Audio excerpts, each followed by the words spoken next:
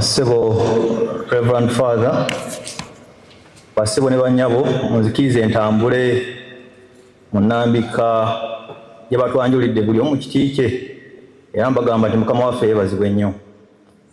Mukama mulungi ekiseera kyonna.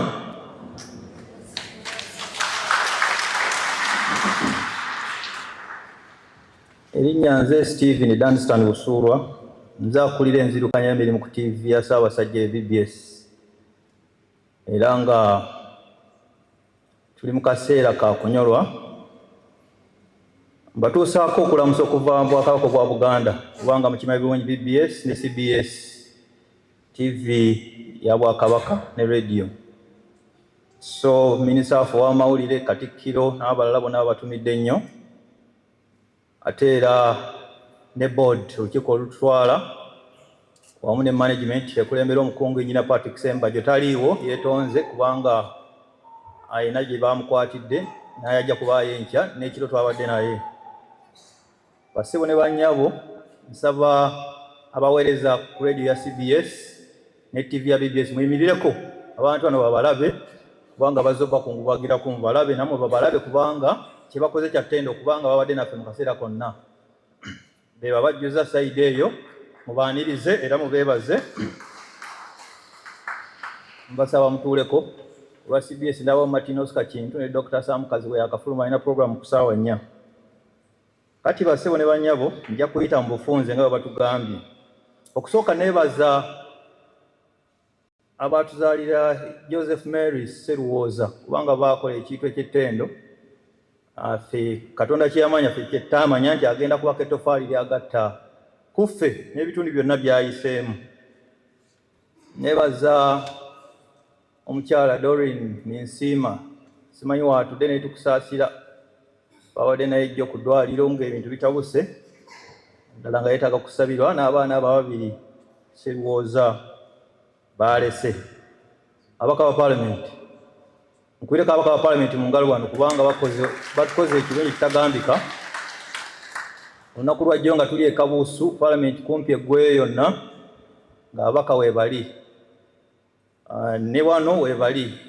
With your permission, Reverend Father, waliwo abazze be bataakonyeeko naye nga mbalengera wano nga abalaba abanjudde, waliwo Honorable Flavia Nabagabe tusanyusa okulaba, alengedde ku Honorable Zahara Mala Luyiika naawe tusanyusa okulaba, waliwo Honorable Florence Asimu Akiki, oyo mwamulabako nga Seruwooza mukyazi era nga batema ne dansi, yali anoonya bwa sipiika yoyo, naawe tusanyusa okulaba.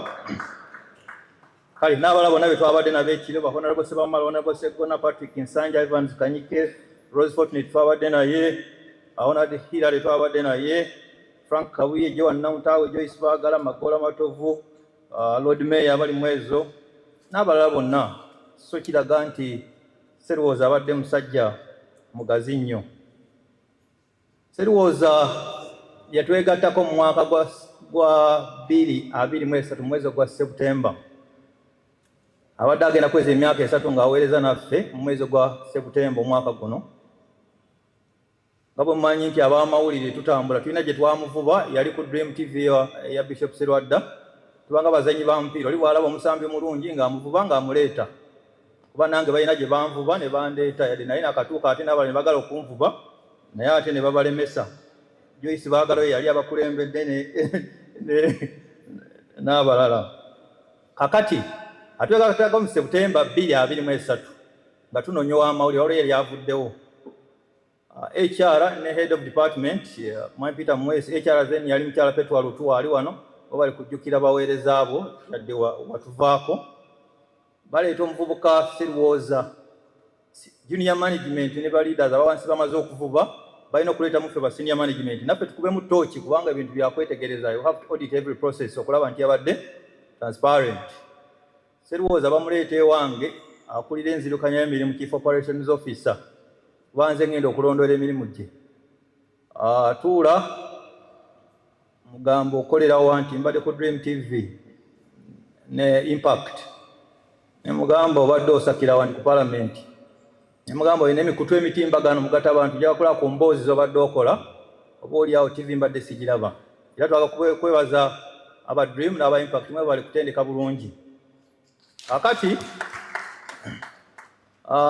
mawuli nga mazemu emyaka egisukka mu 2 bwe yanga akolera ku Dream ne Impact Bwangago n'engamba ani akulira ekitongole kya mawuli ku Impact yakikulira mu kiseera ekyo nga namukulemberako ewalala ku radio ne TV Olivia Chom Kayisiki mulabyeko ne wano ne mukubira essimu ne muteeka mu loud ne mugamba nyina wano muvuka Sserwoza omumanyi nti yakola atya ayagala mulimu nti olonze ekyapa mu mannya go toddamu kunoonya walala kane tumwetegeeza nange ne mwongere wa Senkulu Sserwoza ne tumuwa omulimu atandika okusaka amawulire era agukoze bulungi twagala kumwebaza paka ku ssaawa esembayo. Very extraordinary. I want to thank him. Ngagalamidde awo. Sserwoza abadde musajja nga mukakkamu, very calm, down to earth, respective, awekitiibwa, ate nga ali progressive. He had a progressive mind. Ayagala okugenda mu maaso n'okukulaakulana ku speed eya yiriyiri, ate nga ayagala okwebuuza n'okumanya. Abadde ampita professor. Aga professor kino nkikoze ntya. Noonya gundi naye ambuze. Kuganga ayagala okugenda mu maaso. Era tufiiriddwa ekintu eky'amaanyi ennyo. Tulina omuweereza yajjanga Musasi. Tulina omuweereza yali agenda mu byobufuzi Morris Mukiibi ng'agenze kwesimbawo mwaka nga gumwe mabega ekifo linga vacant ekyokola program eyitibwa Zukuka n'ensonga. Netuna abaweereza bonna be tulina tugamba tujje bweru tujje muno. Twagenda okulaba nga the perfect replacement would be Joseph Sserwoza. Joseph ne tumuwa ekifo ekyo gy'adde akubiriza era program agigaseko ettofaali ddene nnyo. Ensonga lwaki ababaka bano balina attachment kuye kubanga asaka parliament ate abadde abakyaza ku mpewo era mujja kudda nambe wendi n'abala we bali mudde mukyala mikwano gyaffe so mukubireko omugenzi mu ngalo olw'ekiseera ekyo. Wakati bannange ebyokwogera bingi ne mukkirize malirize na kano. Sserwoza yakoma okukola ku lunaku olwokusatu olwa wiiki eno leero lwa 6 n'akola program Zukuka n'ensonga. Abadde ne program edajjakola Dr. Sam Kazibe ku Lwokutaano jjo ku makya naye tebaagikoze twataddewo bitujjukiza. Program eyo era yeyo program ezibadde ebyakafulumizibwa ekitongole ekirondole emirimu gya radio ne TV kyafulumiza akakiika ku Lwokutaano ku ssaawa 3 paka ku 4 TV esinga okulabwa BBS Telefy na ku program ebirako Dr. Sam Kazibe nani ne Joseph Sserwoza. Kakati ku Lwokusatu ajja akola normally namala n'agenda. Ndoza bwe yatuuka ewaka n'atewulira bulungi n'ategeeza Arafat Musoke producer we ne Luva Solomon mukama we nnyinza obutasobola kukola nkya newuliramu akannuma. Bamugamba kaale ebya bulijjo nti alusa zino zintawaanya. So ku Lwokuna n'atakola jjo olwaza okwosa jjo Arafat n'akola. Si muntu ayosaayosa we nalaba nga ndabako feesi ndala ate bakama aba wansi bakiyisizza saabuuza nabuuza kiwedde Sserwoza aliwa nti alusa zimutawaanya. Ngamba kale he is not a bad person nti ayosa for flimsy reasons netugenda mu maaso. Ku Lwokuna abeera ewaka alumizibwa aga olubuto lunnuma bakubaganya n'omukyala tukoze tutya omukyala akubidde Arafat producer kubadde bamukwano. Arafat woli Musoke akubidde Arafat Musoke n'adduka e Bulenga n'amunona ne bamutwala ku ddwaliro Gombe Medical Services tuliraanyawe Bulange. Awo abasawo bamwekebejja baganya alusa zintawaanya nnyo naye bamustabilizinga bamuwa glukosi bamuwa n'ebirala. Arafat jampola mpola waba oli Honorable Michael Lulume bayiga tusanyiza okulaba. Kakati abantu bamulaba abagombe bagamba balina kye beekengira bamaze okukola testi ne bagamba umutwale mangu emulago ate mukozesa ambulance bwe munaagenda ne means endala bayize obutabaza the agents that you deserve.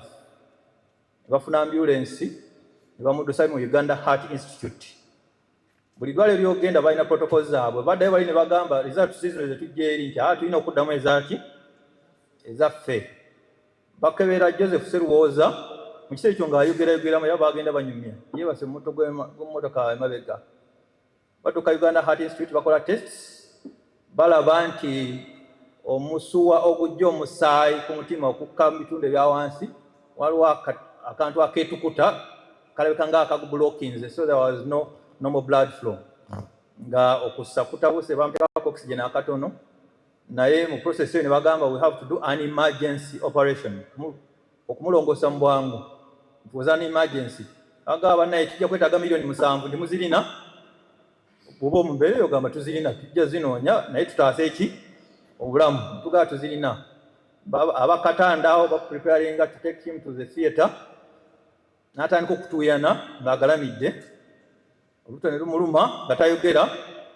Then mulundi gumu n'asukka n'atuuyana nnyo then abanga ekintu ekimukanga bw'ati n'addamu n'akola ki n'agalamira ku kitanda okuyita abasawo okumukwatakwatamu nga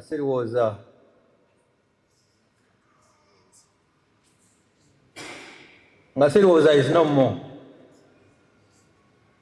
N'alabye abawandiika nti it was a failed operation ya ulcers. It can't be a failed operation because no operation teyabaddewo. They were just preparing him to do what? An operation. Teyakisobodde kugenda mu theatre. Katonda bw'atyo bwe yageze. Mukkirize tusaasire nnyo family, maama n'abalala n'abooluganda bonna. Maliriza neebaza mwenna. Tekigasa myaka emeka gy'omaze ku nsi n'eki ky'okoledde emyaka gy'omaze ku nsi. Ku myaka 36 ezaalibwa February 1990, myaka 36 laba Lutikko. Laba abantu abali wano. Kitegeeza abadde impactful. Neebaza bannamawulire bannaffe, media fraternity, aba Uganda Parliamentary Press Association, aba UJA, aba Journalists Union, aba HRNJ, aba Uganda Media Center, ndayo ku mikutu ng'obubaka buyikanga amazzi. Bannaffe abali ekyenkwanzi nabo budde batusaasira n'abantu ab'enjawulo olw'okufiirwa omuntu abadde resourceful. Kale mukkirize nkomaawo ne tusiima ennyo ffe ng'aba BBS Telefina ne famire n'abantu mwenna. Enkya tugenda kuziika Byenzitiire kyekyalo Lwamaggwa mu Kyotera rather mu Rakai. Honorable Rose Fortune teyategeerayo bulungi ku saa 8 ez'emisana. Mbasaba basobola tugende tu